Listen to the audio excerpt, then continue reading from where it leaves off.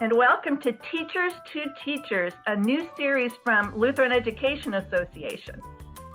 We have a group of teachers here and an administrator even to talk about some of the things that have been happening lately, because we're certainly in a time of upheaval.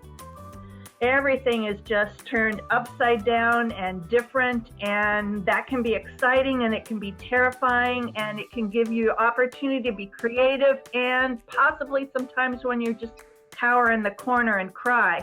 And we want to be able to cover all of those things tonight.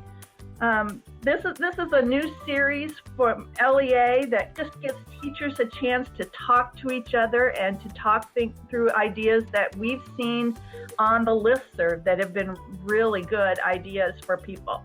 We wanted to be able to bring this conversation to everyone, whether you're an LEA member or not. And of course, we want to encourage you to join LEA and be a part of other conversations and other things that we're doing. This is a major part of LEA's job, is to get teachers connected in this way to talk about things. We've got 4 experts. I'm going to go ahead and say that, whether you feel that way or not. We've got Cody Collier, who teaches 4th and 5th grade at Anchor Lutheran School in Anchorage, Alaska. And then we head all the way down to Dallas, Texas for Kiara Denholm, who teaches 4th grade at Our Redeemer Lutheran School, and then come back up north again to Erin Rodgers, who teaches 3rd grade at First Lutheran School in Knoxville, Tennessee, and then turn that globe around to the other side, and we've got Dr. Gerdes, who's early childhood administrator at Concordia International School in Shanghai. And me, I'm Kim Marxhausen, a former Lutheran teacher who writes and speaks and teaches to support wonderful Lutheran educators everywhere. So we're going to begin by talking about some thorns and some roses that we've discovered in the last few weeks. Erin, why don't you take it away? Sure. I think like all of us, we have a lot of thorns and roses. And they sometimes change daily or hourly.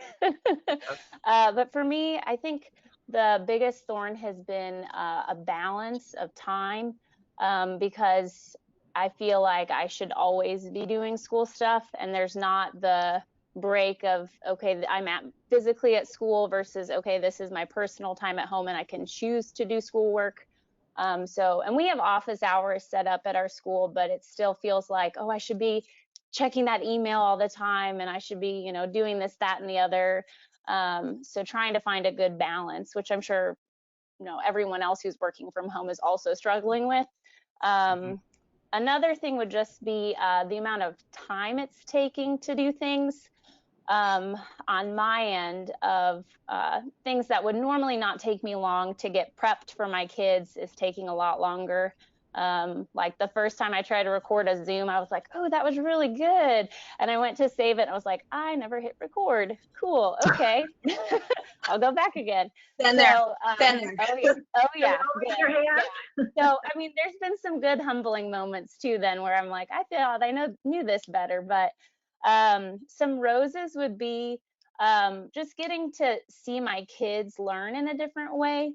And just being impressed by some of the responsibility, because I teach 3rd grade. So some of them have really taken an ownership on their own to like email me or call me with their parents' permission to send in homework or ask questions, which has been really neat. And I also think just the amount of resources that are available. I mean, you can go down some crazy rabbit holes of all kinds of neat things that are online right now. So that's been really exciting to find out new resources to hopefully get to use in the future too. So, all right, Drew, do you want to share some of your roses and thorns with us? Sure, yeah. Here in Shanghai, I had to get out my calendar earlier because we started this journey way back in January. It was January 23rd when we were closing up school really for the start of Chinese New Year, for the Chinese New Year holiday. And little did we know that we would not rejoin back on campus at the end of that Chinese holiday. So we had families and faculty and staff who were really traveling to all different parts of the world. And some are still here in Shanghai, some are still all across the globe. One of the roses that I think I want to highlight is collaboration. And that's certainly what we're doing right here is we're collaborating together. And so I think about faculty that I have who've really been forced to go into an extra level of collaboration. And they've had to think outside of the box on how they connect because they're not all in the same city. They're not all in the same country. So using technology to connect like we're doing here today has really been significant. And there's been certainly a learning curve as well. And so I think the rose that I really want to celebrate is that collaboration. That rose has not been a sweet rose the whole time. There have been some prickles with that rose as well. But I think that it's stretched us in many different ways, and it's forced us to show our professionalism to ourselves, to our schools, our congregations, and our communities as well. One of the thorns that I want to think about is related to delivery and how do we best deliver learning to our students. I love the group that we have here today because we really have a wide variety of grade levels that are represented, and I think that's important. As an early childhood administrator and teacher, thinking about the needs of our youngest students is really something that's been difficult for us. We don't always want technology to be in front of our students' faces. However, that is really the mode of delivery that we have. And so thinking of different ways that we can appropriately provide resources to our students, but also our families. Because if you're 3 or 4 or 5 or 6, you really have to have that family connection. The human interaction is really what makes the delivery and the learning go to that high level. If a 4-year-old was just having an iPad or a computer in front of them, we really think of that as entertainment. But it's the human interaction and the vocalizations and the connections between a child and an adult that go together. So really figuring that all out and moving that forward in a good direction has been difficult. There have been a lot of outside resources. I really value the Center for the Developing Child from Harvard University. Those of you who are watching and listening, if you're not familiar with that, there are some great free resources there that I encourage people to look for. And because of the collaboration, the rose that we talked about, I think that that's one way for us to get some new information. I really appreciate that. How about you, Cody? What do you think? I completely agree with you concerning the rose, Drew. The collaboration aspect has been huge for me. There's been many times where I've tried to think about, how am I going to deliver reading or how am I going to do this or that? And I, hop on to LuthEd on Facebook or check out other groups online. And it's amazing the resources you can find there and how you can use those to your advantage. And even like the willingness of teachers to share things that they have made. Just on a free basis, more so than normal. I mean, I know all of us love teachers pay teachers, I'm sure. But, I mean, if you guys have paid attention, there's been times where things have been free on there even. And just the giving nature with regards to our collaboration as well has been tremendous, both in the Lutheran world and even with secular people involved as well. It's kind of full circle in that regard. A thorn for me has just... I think it's important right now with like everything being crazy and hectic. We've somehow got to find a way to keep something normal for our kids going too. And there's been times where I feel like I have great ideas to keep that normal going for them. And then there's other times where the normal you try to provide becomes too much for the families. And so there's that delicate balance of keeping things as normal as possible so it's not as traumatic for our students, but at the same time we got to keep in mind that everybody is in a new role. We have kids learning electronically, which can be a blessing and a curse. And we have parents who are still trying to do their full-time jobs while, I don't know, do we call them teaching assistants or teachers with us now?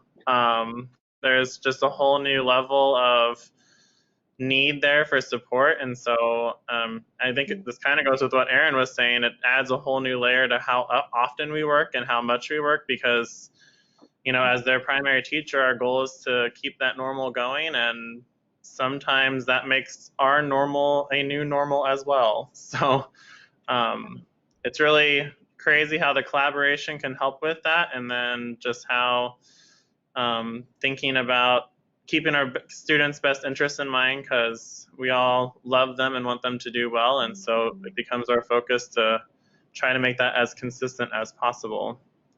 What about you, Kiara? What are your thorns and roses? Yeah, so everything you guys have already said, but I would definitely say, you know, thinking back to when I first found out that this was going to happen, and for us, we went from thinking we would have 3 teacher work days to tomorrow's the day, get your stuff because our shelter in place starts. So that first thorn was that panic of, how do I get everything that I'm going to need for who knows how long? And we had the kids come pick up the books. So, you know, I think the biggest thorn is just that, like, what comes next? What's going to happen with all of this? You know, and that leads into then not seeing the kids. You know, we all got into teaching because we like being around the students. You know, yeah, we have our rough days, but you want to see them, you want to work with them. So the whole thought of, I'm sending you a video and, you know, I'm interacting with you a little bit, but I don't get to actually be there with you, helping you with your work, teaching you, is a huge thorn. I also started this, and we had a couple of people on our staff that were tested positive. So that was huge, including our head of schools. So that was a scary thing of, like, how do we do this right away? He's not feeling well. How do we, you know, support him in this? So this started off as a huge thorn. But I start with that because I think so many of those things have turned into a rose. You know, we've learned how to interact differently with students. We don't get to be there with them, but, you know, get to see them. I've done one-on-ones with my kids this week, and it's just been so fun to hear them tell me what they're doing and make all these plans for parties that they want to have when we get back to school.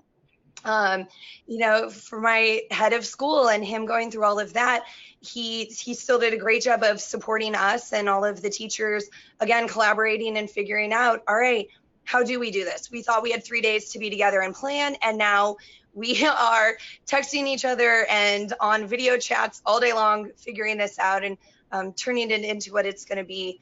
But some very cool things have bloomed from that to keep our flower theme. And it's been neat to see the exciting things that we're doing, the different ways of learning, and what we're showing kids in a new way. And some of the things that they're showing us are filling us in about. Very good. I feel like we could take all these thorns and roses and put them together into a book.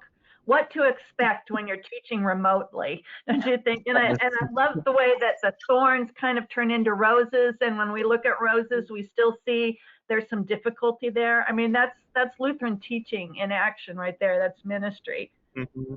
So let's start with a question, especially zeroing in on this new paradigm.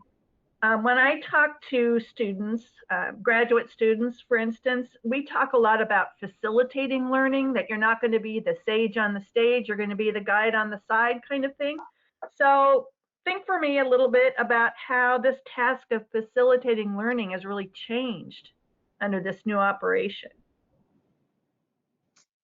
I think that's been one of the hardest parts, because I feel like we're very hands-on.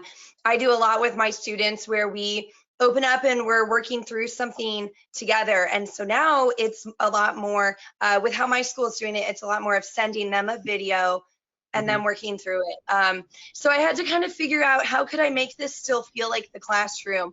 And I've tried to actually display their workbook page and talk through it. I have stopped doing as much editing on my videos. So when I like draw my marker, I'm like, because that's what I do in my class. I'm like, I want you to feel like you're sitting here in my room, even though you're watching me on a video. Mm-hmm. I would definitely agree with what you're saying there, Kiara.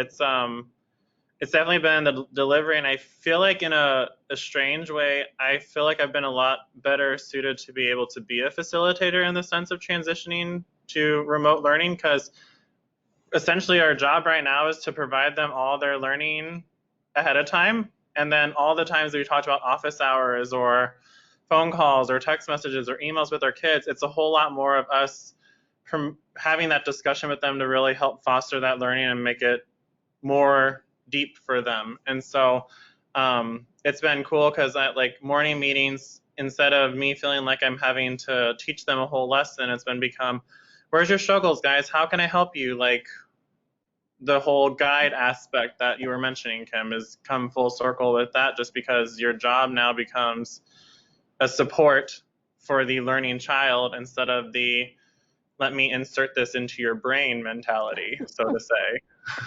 Yeah, well, one of the things, Cody, I'm really glad that you talked about that, because I also think about, as an administrator, I think about the mental health of my faculty and staff as well. I think we've all talked about the long hours, the drain of what does this really mean? I've got to figure this out. And we also, we're professionals and we're educators, and we want to do things well.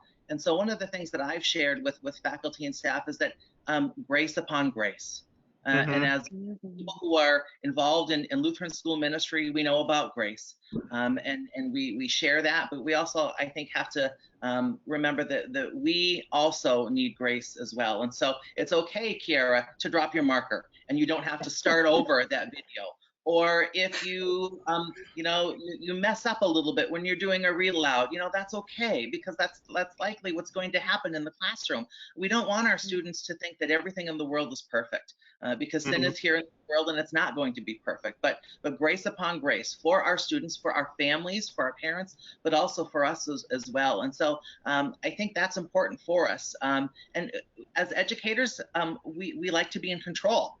We like to say, boys and girls, we're going to do this. Boys and girls, let's line up to go to PE. Boys and girls, let's do this. And so there's a level of control that I think many of us like to have as an educator. But Cody, as you mentioned, we're planning and we're being that facilitator. And so we have to go and deliver that. And we really need that strong partnership with parents. And parents, there's a wide spectrum, I believe, on parent thoughts and feelings and anxieties and strengths. And some parents are like, hey, I got this. Some are like, okay, walk me through. And some are like, oh man, I'm not a teacher. I don't think I could ever do this. And so providing that grace upon grace for them as well. And what we do in our classrooms, we also have to think about providing those resources and the ability for families. And it's not just parents, it might be grandparents, it might be older siblings who are helping kids do that too. And so just making sure that what we share through the resources is able to reach a broad spectrum group of people. Yeah. Yes, jumping on what you said about parents and even students trying to figure out doing some of these things. I have never been more thankful for the different ways to record on my computer screen and show them exactly where to click and how to log in. Those videos have been a huge help. Oh, yes. Yeah, I've made several of those to help people, and it really makes a big difference, because I can say what to do, but if I can also show you, and I have it recorded so you can pause it and do the same thing. Yeah. It's wonderful. Huge. So, yeah. Drew, I like what, go ahead. No, I was just going to say, I really liked what you were saying about the community that's helping kids. Because I think sometimes as teachers, we think we're the ones that are just molding these young minds, and it's us. And yes, we're helping facilitate now, but it's from a distance. And so, yeah, it's going to look a lot different. Grandparents that are staying with them, older siblings. I know I've had Zoom meetings where older siblings have kind of popped their head in and said hi. And, I know they've helped their younger siblings walk through things. So I think it's really neat to see. And I think a positive thing that can come from all this, hopefully, that, our families can get closer together in helping each other learn. I'm sure at times it might drive them crazy. But I think they'll be closer. Yeah. Afterwards, when everyone can be outside again. And yeah, absolutely. Yeah, I think another aspect about that, being a facilitator, is I really see this as a wonderful opportunity for our Lutheran schools to share with our families really what it is that we're doing. Yes, there's the educational value, but there's the ministry value. So I've been able to see different religion lessons or Jesus time lessons or Bible stories online that are just shared throughout Facebook or other forms of social media, and families are able to use those resources, and I think that's great. We want children to learn, but we also want to provide some parent education as well, and so this really gives a lens, and I think that's sometimes why educators, we might feel a little scared too, because parents and family members are now seeing how we do things, and so they have another view into our profession, and we want to do it well. I think that's a key thing. We want to do it well, but it's also the parent partnership, and there's a form of parent education in there too. So I really encourage, one of the things that we've continued to do at our school is every Tuesday we do something called Tuesday Tip, where we meet typically at the beginning of the school day for about 15 minutes, and we just share a parenting strategy. And that's been so popular, and so we've actually continued that online, and so we do an online tip. And then actually starting later on this morning, today, we're doing a live Zoom session with one of our school counselors, and Ask Dr. Alice, because we know that parents are also hungry for that community. They're hungry for those interactions and those resources as well. You know, one thing that I've done with children's messages, Drew, that reminds me of something that you said, is that I've kind of turned them around, and instead of them just being me talking to the kids as if we were sitting in front of the church, I give the lesson to the parents. And so I say, parents, here's how you can turn this activity into a family faith sharing event.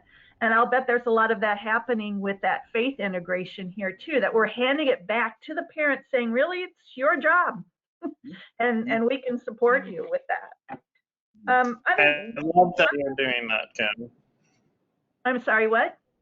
I love that you're doing that, and it kind of makes me think of how I've tried to incorporate that in my classroom too. It's been interesting thinking about how to do religion, and it's exactly what you're saying, that we gotta allow the parents to be interacting with their kids with that as well again now. And so I've been posting devotionals for my kids and their families, and I reflect on it briefly myself, but then I encourage them as a family to sit down and talk about it and see how they can relate that to their life, because what a better way to be in the Word than to try to find that connection to something that you've heard read, because it makes it that much more real in a family sense when you can really apply, a Bible story or a biblical principle to your life. And you can show them. In that case, I feel like that's richer than my religion class. Yeah. I think also it even, I think about too, where those families who maybe aren't churched or don't go regularly, and so even through the lessons or the chapel services or devotions we're sharing, sometimes that's an opportunity for other family members to be hearing this. It's not just my fourth graders now that are doing their religion lesson, they're doing it in the living room, and little brother or, mom or dad or whoever else is listening in. Yeah, I think we're really sharing the faith with families at a much greater level than when we bring the children into our classroom. That's definitely a rose of this situation. Definitely. Yeah.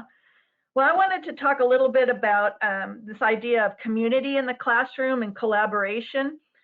Drew talked about computer use with early childhood, and Drew and I are on the younger end of things. I taught kindergarten and first grade, and we know that this is a concern, that you want children working together if they're on computers. So what kind of things have you done to support that sense of community and collaboration? I know for me, I Zoom with my kids a couple times a week, and it's typically kind of, since we're still new to this, I mean, it's already week, I've lost track of, but going every day, like making sure, like, okay, this is what's happening this week. Do you know how to get to X, Y, Z? Here, let me show my screen. But it's been nice too, because I mean, like we've all said, we miss seeing the kids, and the kids miss each other too. I mean, they get so excited to see each other on the screen. And I know I've had a few Zooms that haven't been, they've been precious, but it'll be like pets up in the screen, and then somebody else has to go get their pet, or, little siblings will walk by or whatever. And one of my third graders figured out how to share their screen, and then they couldn't unshare it. And anyway, so but I think that just something even simple like that, of them seeing each other can create a good sense of community still, that like even though we're physically apart, we're still a class, we still care about each other. We still always end with prayer and take prayer requests. And that's been really awesome that, you know, because it's scary right now. It doesn't matter what age of kid you teach, they know that something's different. Yeah. And so like to be able to still be able to share that peace with them is just really awesome. So my department has done some really cool collaboration stuff. So my department is 3rd, 4th, 5th, 6th. So we've even been trying to bring all of those students together. So we started, and we had this all planned to do in the building, and it didn't happen. But so we were going to do Seuss Madness and combine March Madness with Dr. Seuss and read and do a bracket. And so we still did this online, and then we let all the students 3rd through 6th grade vote until they narrowed it down. And then we did a large group Zoom and revealed the winner. So that was fun to see, you know, 3rd, 4th, 5th, 6th, everybody together. And so then we were like, okay, what are we going to do next? You know, that's cool. So actually we're in the process now of doing, you might have seen this challenge on Facebook, but it's to recreate a famous painting or sculpture. So the kids are doing this, and we're compiling it all, and then we're going to again Zoom with them and share all these pictures live together. So trying to incorporate then to, you know, we would all normally be in the same building together, but they're not getting to interact and walk down the halls. So it's been fun. And now with this art one, some of the siblings are doing pictures together. So that's a neat connection too. Cool. Yeah, I would definitely agree. I think go ahead, Drew. I was gonna say, thanks, Cody. I was gonna say, I mentioned before, I think people, whether it be students or faculty or parents, we're all looking for that sense of community. I know many people in the States are staying at home. When this first happened for us, again, we had families who were all over the globe, and they were stuck in their location from Chinese New Year. So it may have been in a hotel room, or it may have been at grandma's house.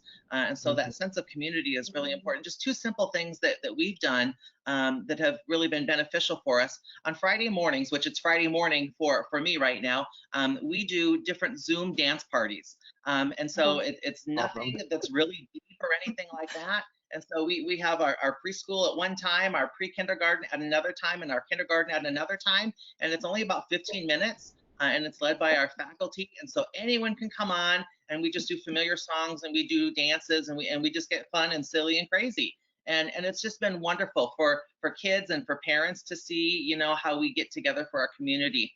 I also love seeing different chapel services that a lot of Lutheran schools are sharing.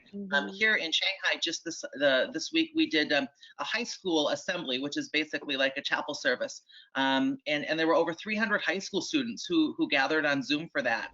For live. And so getting a lot of high school students out of bed when they really don't need to be, you know, together, I think that certainly for us gave an example that they are looking for that community and for that way to be connected.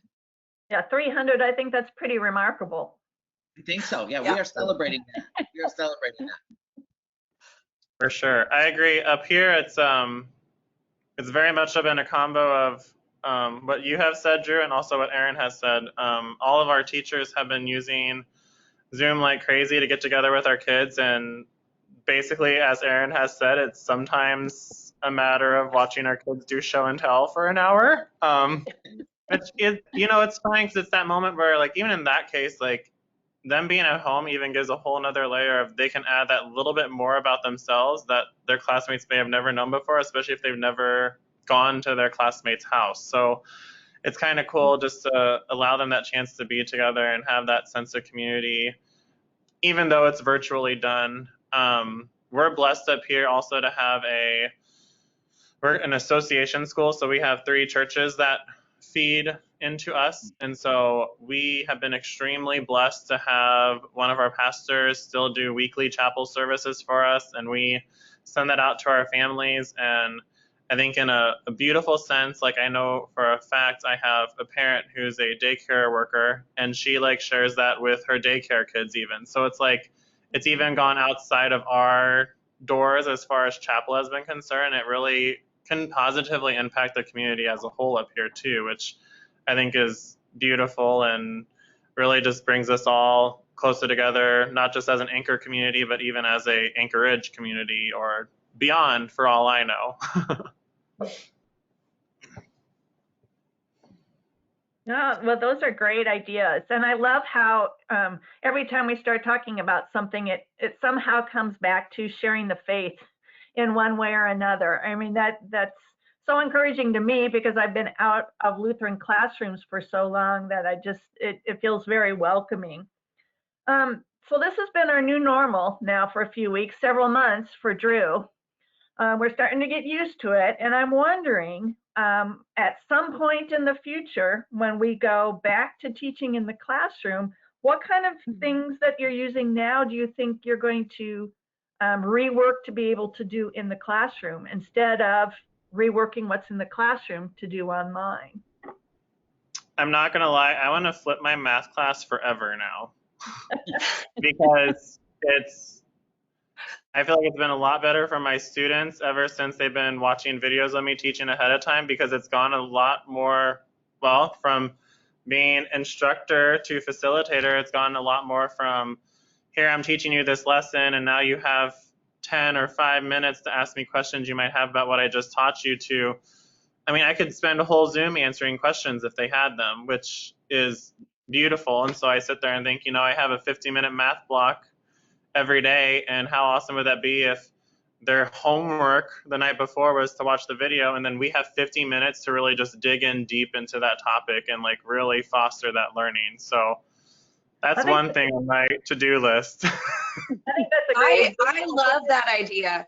Yeah, it's something that you might not have tried, but now you have to do it. And so now you've done it long enough, you see the benefits of it. Oh, yeah. Well, Sure. I think about that too, if they go home and are trying to do homework, how nice would it be, like Erin said earlier, to pause, to rewind, to watch it again and see what you're doing, rather than, oh, we did this today in class, but I don't really remember. So I think more video incorporation. And so I don't even know. Yeah. Right. Yeah, I've been thinking about just like simple things of like, that I could have all this stuff digitally, and then if a kid is absent, normally I would send it home with a sibling, but I could just shoot the parent an email with attachments saying, okay, hey, this is the stuff your kid missed. Or using a version of Google Classroom, I think, like a simplified version, as a resource for parents and kids. Because I don't know about you all, but our communication system that our school uses as like a grade book and email system is mostly for the parents. It's not really for the kids. So to maybe have a place where both are there might be really nice, and then lend to some more accountability for the kids to be, responsible for their own things. So a place I've been using that's very similar to that, Erin, right now is I've been using Seesaw. Beautiful thing for Seesaw, you can send tasks and activities out to them that way. And then the awesome part of 2.0 of that is you can have a parent poll roll, so you can invite parents to really see what their kids are turning in and how they're doing and stuff like that. And I can send out announcements to both my kids and my parents all at once. I love it. It's been totally worth my time so far. Cody, the same for us. We've used Seesaw as a platform for our early childhood students for a couple years, but we're really utilizing that quite a bit now. And so I think many of our faculty members have grown in their use of Seesaw, and I think even our youngest students have a lot of independence where they can go and use that platform independently and appropriately too, again, connected with adult interactions. Another thing that our faculty have talked about is they now, during this time, actually have had more interactions with parents than what they've had during a typical school time with many working families who we don't see. They ride the bus and then they go home on the bus, or it's maybe a helper or a grandparent that drops off. And so faculty really appreciate the connection with parents. And so how do we utilize that and really grasp that and continue that on when we return back to our on-campus learning? That's another area for us to think about. Sure. Something else I think too that I have realized in this is a few of our curriculum areas have an online component. And I don't feel like I was using it a lot at the beginning of the year and just kind of, doing from the book and doing different activities. But some of them have great, our science has online labs. And so again, not just getting back into the classroom and putting a screen right in front of the kids, but that can be a separate thing of, I don't just have to okay, get out your books, here, this is what we're doing, but utilizing some of those online components that I didn't realize we had until we had to use them. Mm-hmm.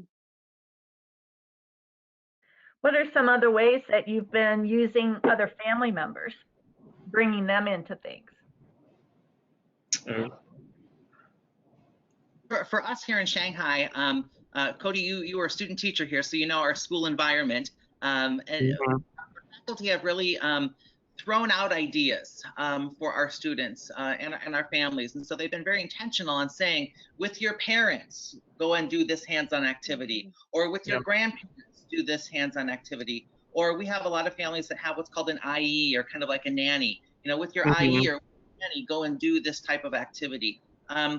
We've also found that depending on where our students are or what their parents' work schedule is like, some students are actively engaged during the day. Some students are actively engaged a little bit in the evenings when mom and dad are home and they've got some time. And so we've also thrown out ideas of, in the morning, do this. In the afternoon, here's an idea.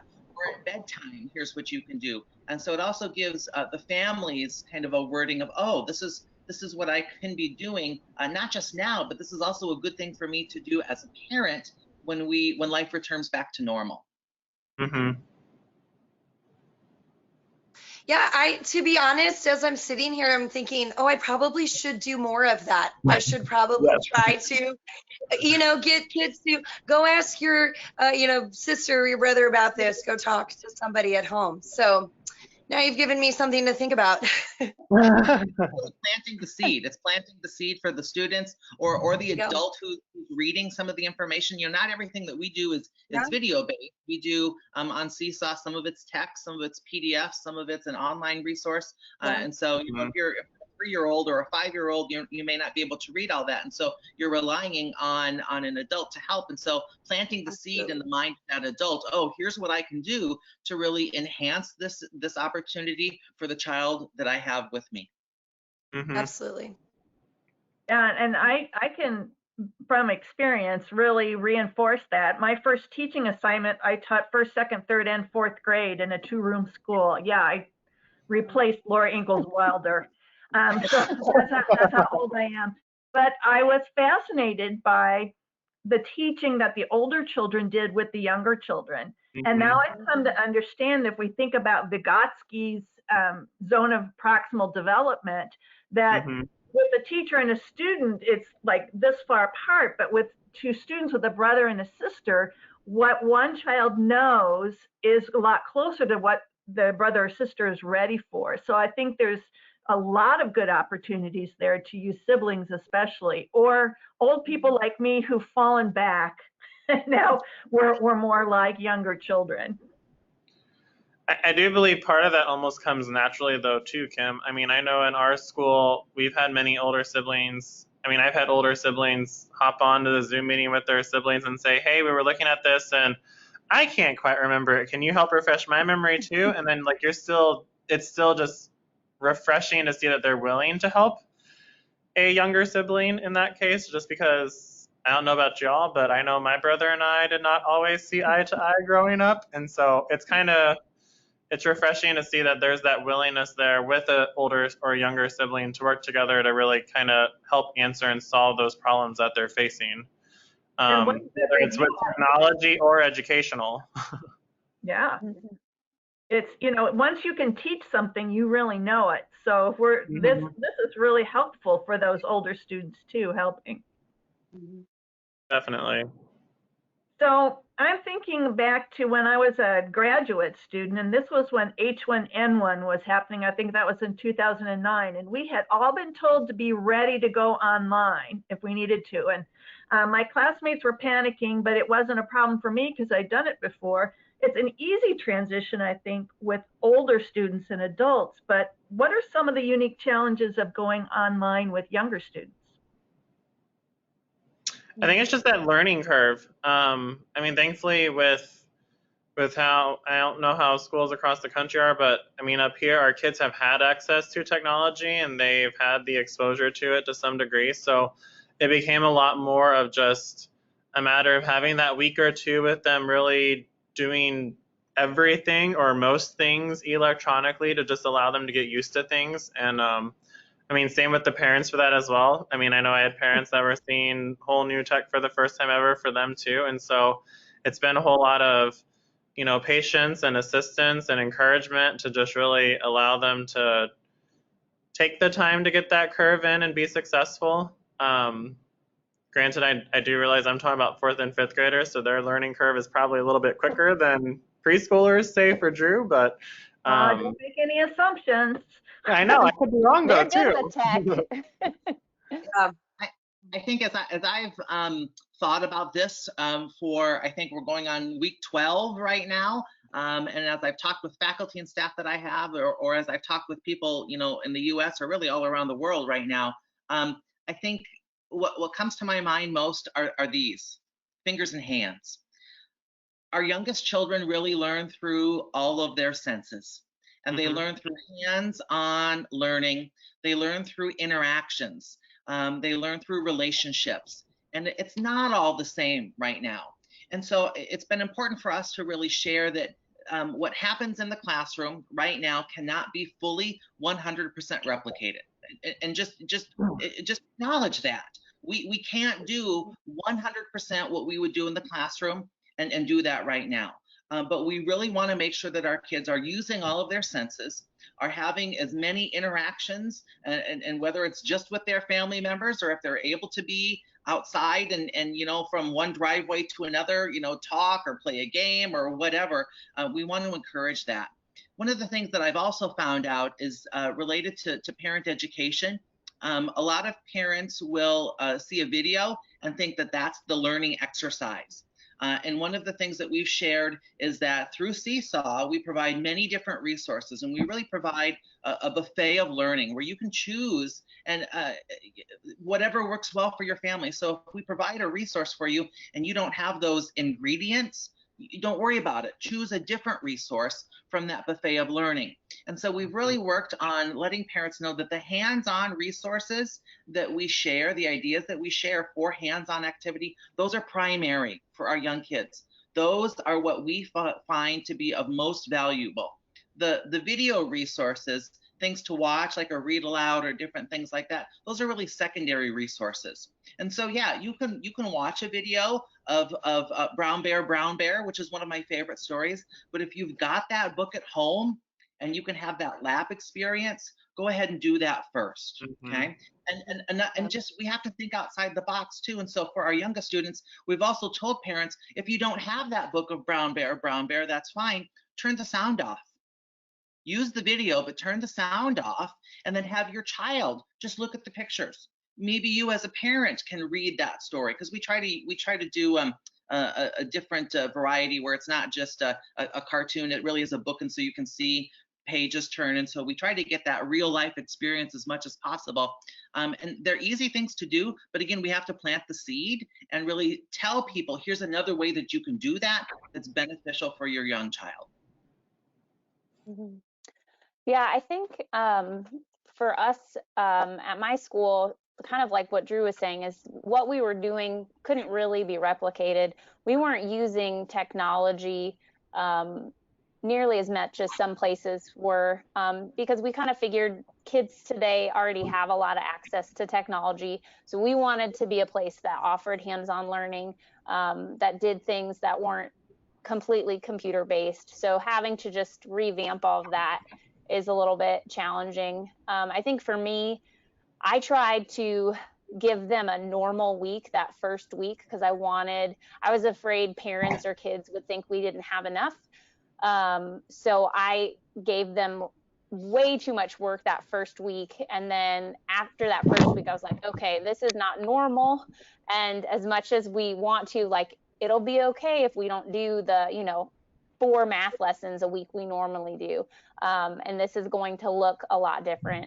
So I think that's not necessarily for younger kids. I think that's kind of for everybody right now, of just trying to adjust to that new normal. So, or like for me, 3rd grade, most of them didn't have email accounts. So setting up a Google Classroom, some of the parents and families had to like set their kids up with emails. But yeah. Erin, I agree on both accounts. I think that it's huge that we don't expect them to do the same amount of work that they would do if they were in the classroom with us. I'm very grateful. We went to more of a block schedule. So we're only giving them a few lessons a day. And after a couple of weeks, we decided, okay, I think we can add another math lesson in. So that helps a lot. And then as to the emails and that, thankfully our school has used Google Classroom a little bit. So they all have a student given, a school given email address. Which has helped. But then, like what Cody was saying, is there's that learning curve. They're 4th graders, they've used it a little, but some of the things are new. So figuring out what do you know how to do and what are we doing that's different and how do we close that gap? Definitely. Well, we've been talking about some surprises from working with young children and some issues in terms of challenges and blessings. Let's see if we can apply that then to the teaching of the faith. Have you experienced some priority changes in how you do that? I'm thinking, in the classroom, you have the lesson, you've got memory work and the songs you're singing. How is that changing? What's better about it and what's a struggle? I think a struggle. Go ahead. Sorry, Kiara. No, you go first. Okay. I think it's a struggle because normally we interact face to face, and you can sometimes go down random off-topic things, and God uses that as a way to get to somebody that needs to hear whatever it is, and maybe that was not originally a part of what your religion lesson was. But on the flip side, I know for me, I had, there's a Google slide I've been doing with some Bible passages and things with Holy Week. And there's a lot of prayer journals. And I guess I never had my 3rd graders write out prayers before. And so that's been really, really cool to read what they were praying about. And some of their prayers were really deep, and they are deep in class, but I wasn't sure what I was going to get out of their, online like that. So it was really neat to see that they put thought and effort and really used it as a prayer journal. Do you think maybe you got a little bit deeper because they were doing it not in the classroom, but doing it online? Oh, yeah, absolutely. I think it kind of maybe took away a little bit of pressure of, praying out loud, because still sometimes as 3rd graders, there's a little bit of, well, I mean, even adults sometimes struggle with that. But yeah, I think there wasn't a sense of, somebody else is listening to me, or sometimes prayer requests in lower grades can be story time. Oh, well, you're praying for your grandma. Well, I have a grandma too. Like, oh, I got a dog. Like, so they were, yeah, I do think that there was a sense of focus that's what they were thinking about, that they were able to talk to God and really focus on what they were thankful for or concerned about. Just think if their parents heard them too or read it. That's something that you get to hear often. Yeah, that's exactly like Kiara was saying earlier. I really think that that's going to be something positive that's come out of this, because I know we've been doing, our principal's been posting, daily devotions, and we've been, as a staff, sharing with our kids different devotions and things. So that, coupled with getting to do that, I really think it's awesome.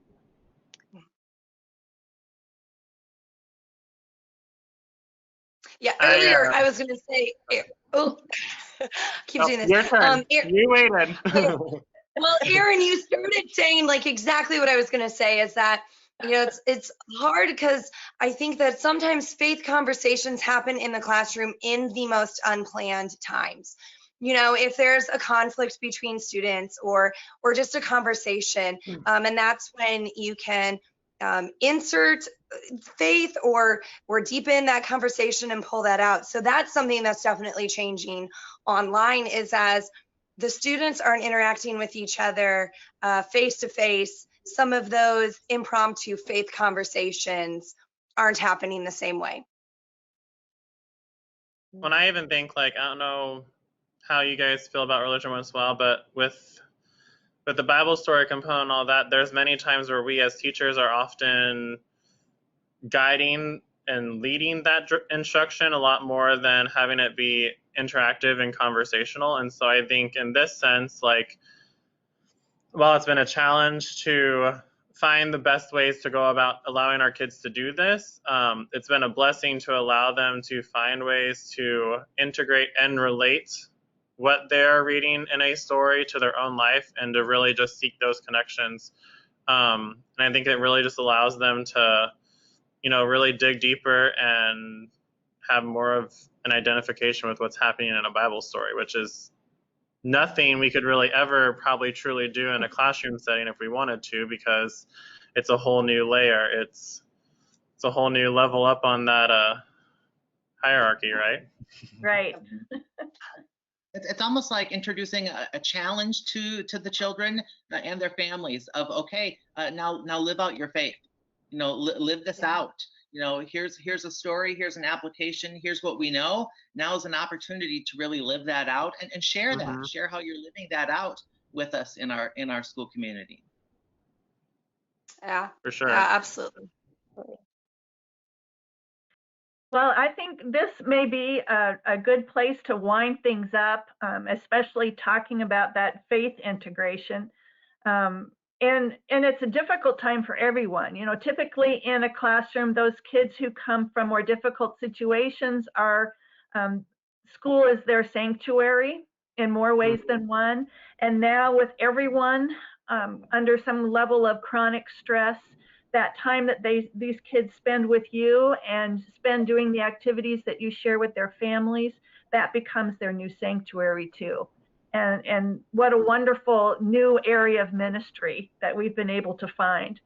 So I want to thank you, Cody and Kiara and Erin and Drew, for sharing your wit and wisdom with us.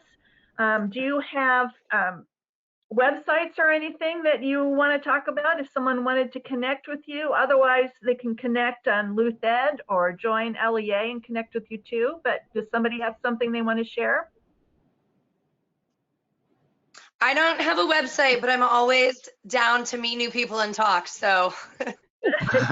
Same.